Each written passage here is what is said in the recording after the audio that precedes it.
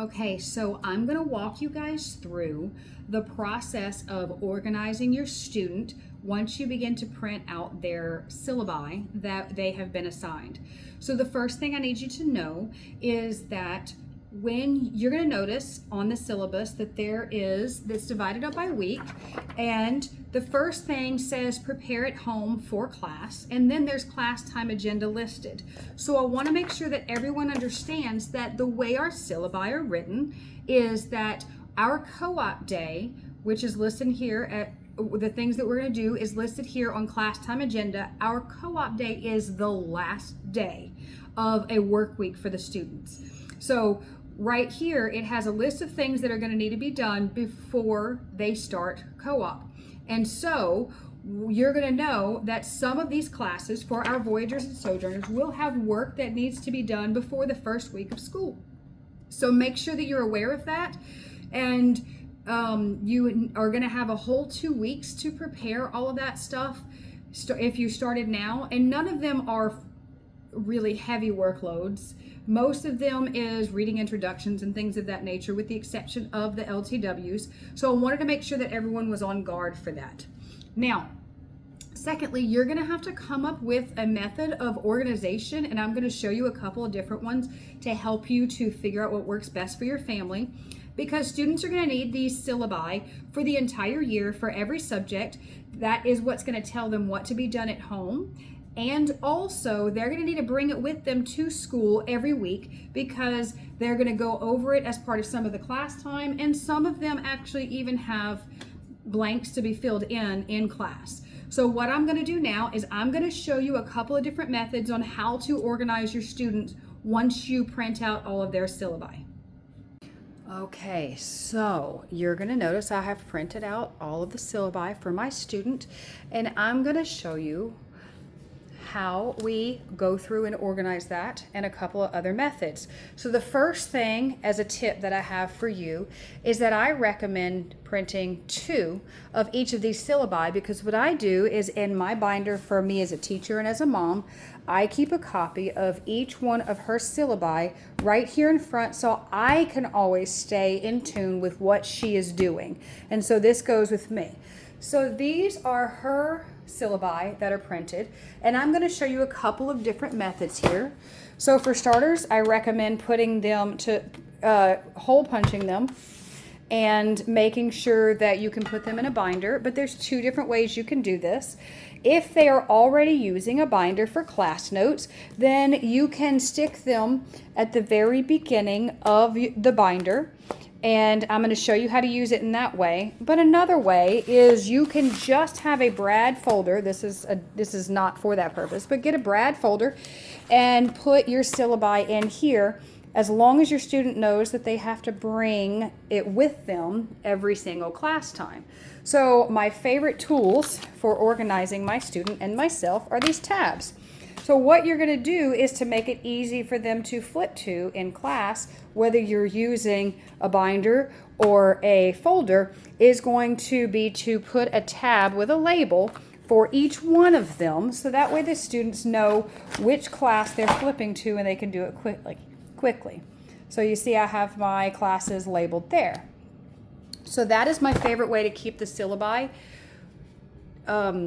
organized. Also, you can put these in page protectors if you'd like, but it's going to take extra time for them to slide them in and out. I recommend just keeping them like this. Do not laminate them, because there will be things that needs to be written on them that will be assigned by their teacher. So here it's actually last year's, and I was going to set Charlie's binder up right now and show you guys, but there's no need to do that. You can get an idea. So here is how we organize Charlie, where at the very beginning of her binder, she has a tab, a divider that says syllabi. And so she has all of her syllabi right there that she can access with her tabs like we talked about, so she can flip to it quickly.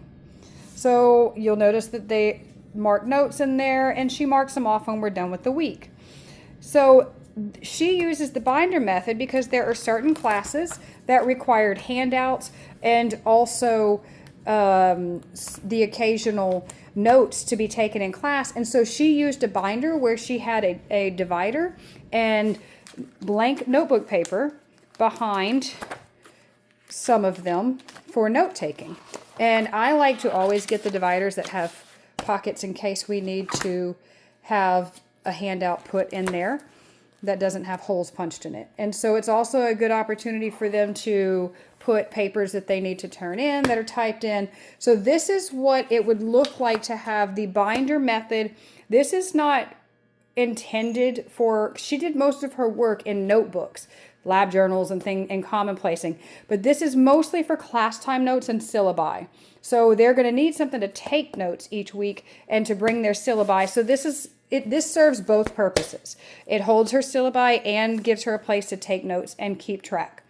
So this one is more of simply a syllabus. If we're going to do a folder, it would simply keep track of your syllabi, because it'll be difficult for the students to open up these brads with every single assignment that's handed out and to take notes in here. So if your student is going to be taking notes in class time in a notebook, then this method would suffice, and it takes up much less space as well. So that is how you can keep their syllabi organized. The next thing I want to show you is how you're going to plan out what your student is going to be doing each week after co-op. So I highly recommend that everyone purchases, and it doesn't have to be this big, but that all students have a planner.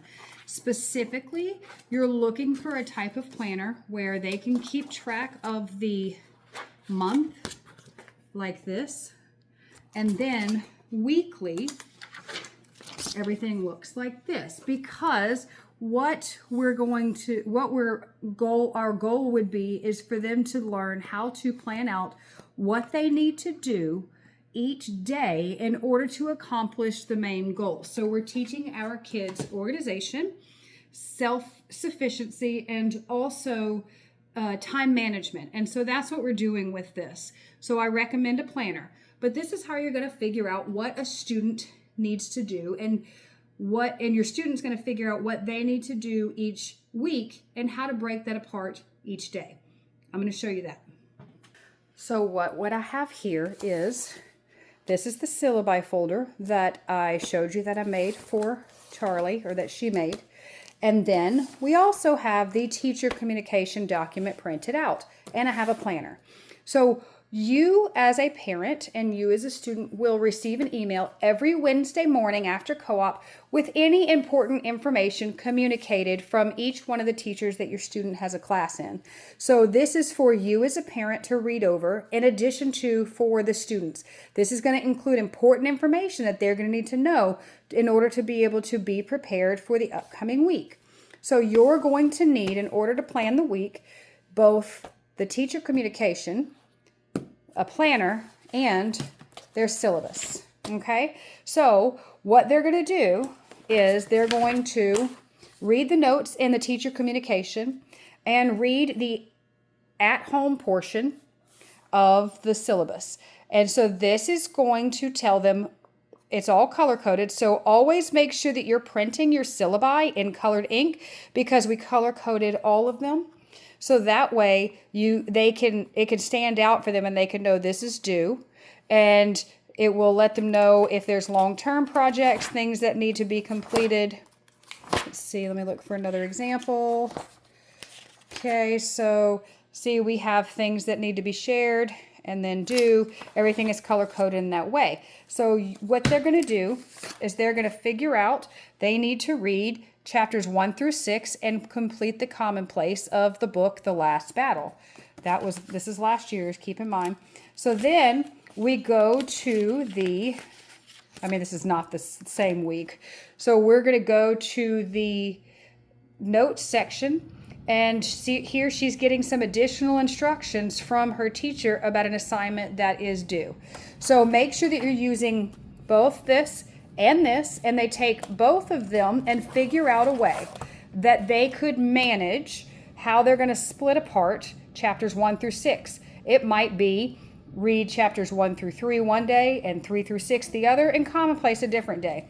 It might be read a chapter a day. We're trying to encourage study skills and the ability to self-pace And so initially your student may need you to do this with them, but ideally they're going to learn the skill.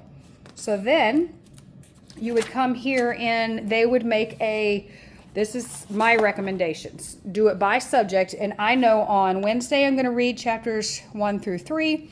On Thursday I'm reading chapters 4 through 6. I know on Friday we have family vacation, so I'm not planning anything there, and I will finalize everything on Monday.